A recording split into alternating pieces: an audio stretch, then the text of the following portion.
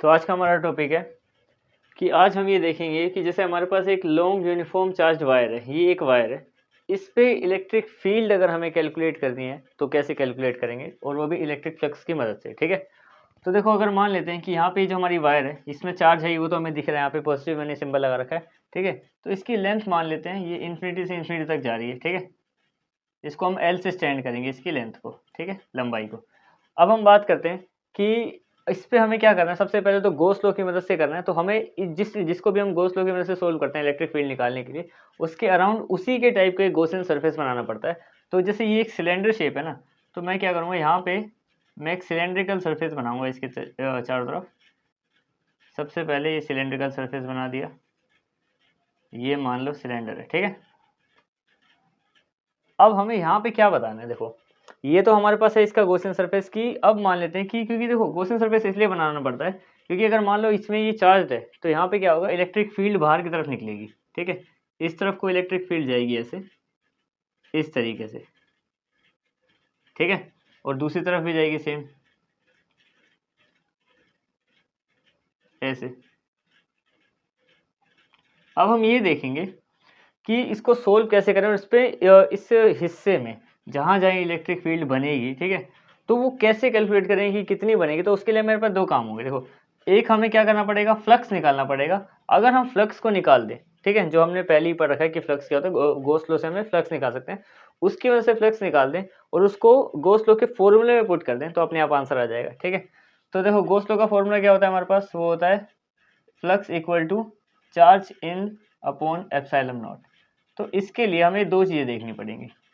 पहली बात तो ये कि फ्लक्स निकालेंगे, उसके लिए हमारे पास फॉर्मूला है ही, और इसका चार्ज इन मतलब इसके अराउंड कितना चार्ज है, और दूसरा एप्सिलॉन नॉट 1/एप्सिलॉन नॉट, उसके साथ मल्टीप्लाई करके आंसर निकालेंगे। ठीक है, तो इसको सोल्व करते हैं। देखो सबसे पहले तो क्या करेंगे, हम टोटल फ्लक्स निकालते हैं। टोटल फ्लक्स से पहले पहले ये भी डिस्कस कर लेते हैं कि देखो कहाँ कहाँ पे कितना कितना। यहाँ पे देखो मान लो जैसे फ्लक्स हमें पूरी इलेक्ट्रिक फील्ड निकालनी है हमें। ठीक है, तो पूरे की निकालने की बजाय हम क्या करेंगे, तीन हिस्सों में निकालेंगे। एक ऊपर वाला हिस्सा, जैसे मान लो यहाँ पे हमें इलेक्ट्रिक फील्ड निकालनी।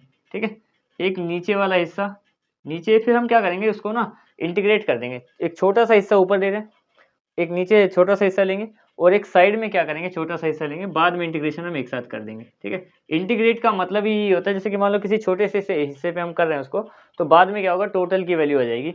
जैसे मान लो इस हिस्से में मैंने किया और उसको इंटीग्रेट कर दिया, तो फिर इस हिस्से से जो जितना भी ऐसा करके ये कर्व सरफेस है उसका सारा आ जाएगा। ऊपर में अगर ऐसे करेंगे तो ऊपर का सारा आ जाएगा। ठीक है, इंटीग्रेट कर देंगे तो बाद में। अब यहाँ पे दो चीज़ें देखने वाली बात, देखो पहली तो ये है कि देखो यहाँ पे एंगल बनेगा, इसका जो है ये वाला हिस्सा है, इसका एरिया वेक्टर इस ऐसे निकलेगा यहाँ पे, तो ये एरिया वेक्टर इधर की डायरेक्शन होगी उसकी, तो एरिया वेक्टर के साथ तीनों का निकलेगा। इसका भी एरिया वेक्टर होगा यहाँ पे, जो कि क्या होता है, एरिया के परपेंडिकुलर होता है। अगर इसका एरिया ऐसा है तो परपेंडिकुलर नीचे की तरफ जाएगा, इसका एरिया वेक्टर ऊपर की तरफ जाएगा। ठीक है, ये तो हो गया एरिया वेक्टर जो परपेंडिकुलर होता है, और साथ में थीटा जो ये बनाएगा इलेक्ट्रिक फील्ड जो है। जैसे मान लो ये हमारे पास इलेक्ट्रिक फील्ड है, तो ये क्या करती है, एरिया वेक्टर के साथ एक एंगल क्रिएट करती है। तो यहाँ पे जिस जगह पे इलेक्ट्रिक फील्ड जा रही है, एरिया वेक्टर भी उसी जगह पे जा रहा है। तो यहाँ पे एंगल कितना है, यहाँ पे 0 डिग्री का है, कोई एंगल ही नहीं बना, क्योंकि इलेक्ट्रिक फील्ड भी वहीं जा रही है, एरिया वेक्टर भी वहाँ पे जा रहा है। इधर देखें तो अगर ये इलेक्ट्रिक फील्ड ऐसे जा रही है, एरिया वेक्टर तो एक दूसरे के परपेंडिकुलर होगा, यानी कि यहाँ पे 90 डिग्री बन रहा है, और सेम यहाँ पे भी 90 डिग्री बन रहा है, दो जगह पे 90 डिग्री बन रहा है। ठीक है, और एक जगह पे कितना बना अपने पास, 0 डिग्री। अब हम आगे देखते हैं।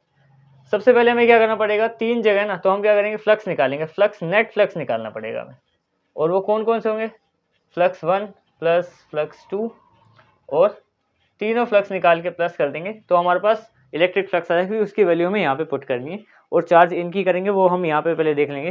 ठीक है, तो अब फ्लक्स 1, सबसे पहले पहले वाले को मान लो, सब ये पहले वाला मान लो, ये ऊपर है। ठीक है, अब फ्लक्स क्या होता है, इलेक्ट्रिक फ्लक्स, फ्लक्स हमारे पास उसकी वैल्यू होती थी ई ए कोस थीटा, ये होता था फ्लक्स। ठीक है, तो पहले वाले का करते हैं। यहाँ पे बनेगा हमारे पास इंटीग्रेशन, मैंने बोला कि पहले इंटीग्रेशन करेंगे क्योंकि छोटे से हिस्से का लेंगे। तो ई हमारी इलेक्ट्रिक फील्ड है, ए क्या है, ए है वहाँ पे एरिया, लेकिन एरिया क्या सारा, अभी ऊपर वाले की बात हो रही है। ठीक है, तो ये क्या, हमने सारा ले लिया, सारा ले लिया, छोटा सा हिस्से लिया ना, तो यहाँ पे मैं डेल्टा ए लगाऊंगा, पूरा ए नहीं लगाऊंगा। ठीक है, और साथ में कोस थीटा, कोस थीटा, कोस कितना है यहाँ पे, कोस डिग्री कितनी है, 90 डिग्री, ये पहला लिखा है मैंने। ठीक है, ऐसे ही सेम हम करेंगे दूसरा, ये बन जाएगा इंटीग्रेशन ई ए और कोस दूसरा मान लो ये बीच वाला है, तो इसमें कितने डिग्री, इसमें है 0 डिग्री। तीसरा same E D A cos theta 90 degree. अब इनको आगे सोल्व करते हैं। देखो अब यहाँ पे क्या आएगा आंसर हमारा। सबसे पहली बात तो देखो कोस 90 पे होता है 0, अगर कोस 90 पे 0 है और ये भी सेम है कोस 90, तो यहाँ पे ये टोटल 0 हो गया, क्योंकि अब 0 से मल्टीप्लाई करेंगे सब मल्टीप्लाई में, तो ये भी 0 और ये भी 0। अच्छा इंटीग्रेशन से ये डेल्टा हट जाएगा, क्योंकि अब हम क्या करें, इंटीग्रेट कर रहे हैं तो डेल्टा लगाने की जरूरत नहीं है, वो सारे का ही निकल जाएगा एरिया। ठीक है, तो ई ए और कोस, अब देखो यहाँ पे क्या है कि कोस कितने डिग्री है, 0 डिग्री, और कोस 0 डिग्री पे क्या होता है 1। अगर मैं 1 से ई और ए को मल्टीप्लाई कर दूंगा तो ई और ए ही रहेगा, कोई चेंज नहीं आएगा। इसको थोड़ा बीच में लिख देता हूँ, तो यहाँ पे आ गया ये। ठीक है, जब इन तीनों को सोल्व करेंगे तो हमारे पास नेट वैल्यू आ गई फ्लक्स की ई ए। बस ये वैल्यू हम वहाँ पे पुट कर देंगे, कहाँ पे, जहाँ पे हमें गॉस लॉ में इसको पुट करना है, इस जगह पे। ठीक है, एक तो ये काम हो गया। दूसरा क्या देखना है हमें कि इन तीनों में से, ये हमने पिछली वीडियो में डिस्कस किया था कि जब हमने गॉस लॉ पढ़ा था, ठीक है, कि कंटिन्यूस चार्ज डिस्ट्रीब्यूशन मतलब कि शेप को देख के हम लोग चार्ज बताते हैं कि कौन सा फॉर्मूला लगेगा और किस तरीके से लगेगा।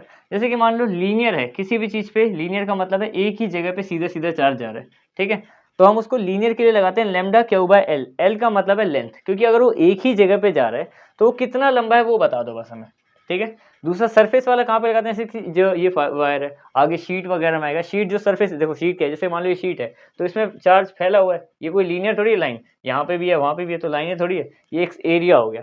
तो वहाँ पे हम एरिया वाला लगाते हैं क्यू बाय ए, एरिया। जैसे यहाँ पे शीट बनी हुई है।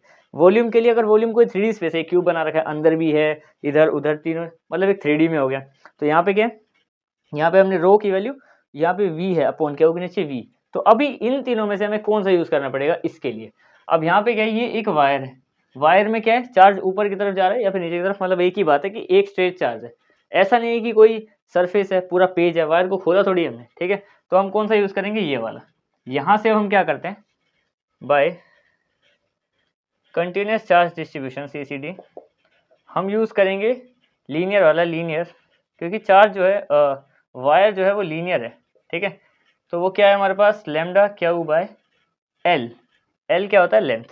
लेंथ को हम एल मान के चल रहे हैं। यहाँ पे देखो हमने पहले ही बोला था वायर की लेंथ एल है। ठीक है, यहाँ से हमें किसकी वैल्यू चाहिए, इस देखो ये फ्लक्स की वैल्यू यहाँ पे लिख सकते हैं, क्यू की वैल्यू निकालनी है ऊपर के लिए। तो क्यू की वैल्यू यहाँ से क्या बनेगी हमारे पास, वो बनेगी हमारे पास q equal to l multiply lambda, ये आ जाएगी यहाँ पे।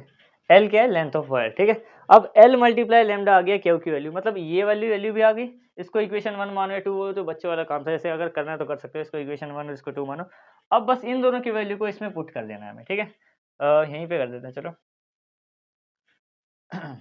अब हमारे पास गॉस लॉ क्या है, कि गॉस लॉ क्या कहता है, गॉस लॉ ने हमें सिखाया है कि फ्लक्स इक्वल होता है charge in by epsilon not के। ठीक है, फ्लक्स की वैल्यू पुट करने जा रहा हूँ मैं यहाँ पे। फ्लक्स की वैल्यू आई है हमारे पास ई ए, ये वाली वैल्यू है, अब ये भी आई है। ठीक है, चार्ज इन कितना आया था हमारे पास, चार्ज इन ये जो है चार्ज, ये आया हमारे पास लैम्डा एल, नीचे है एप्सिलॉन नॉट।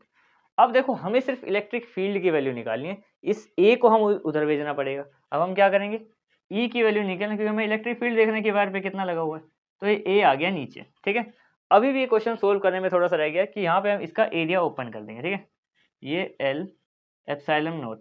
अब एरिया देखो कौन सा बनेगा यहाँ पे, एरिया, ये शेप कौन सी है, अगर ये वायर है, ये सिलेंडर है, सिलेंडर में कहाँ कहाँ यूज हुआ है, ये वाला 0 हो गया था ऊपर वाला हिस्सा, ये वाला 0 हो गया था नीचे वाला हिस्सा। यानी कि एक तरीके से सिलेंडर का हमारे पास एक कर्व सरफेस एरिया बचा है, जैसे होलो सिलेंडर का शेप तुमने 10th में पढ़ा होगा कि ना ये वाला ना ये वाला हिस्सा, तो हम curve surface area, lateral surface area लगाएंगे।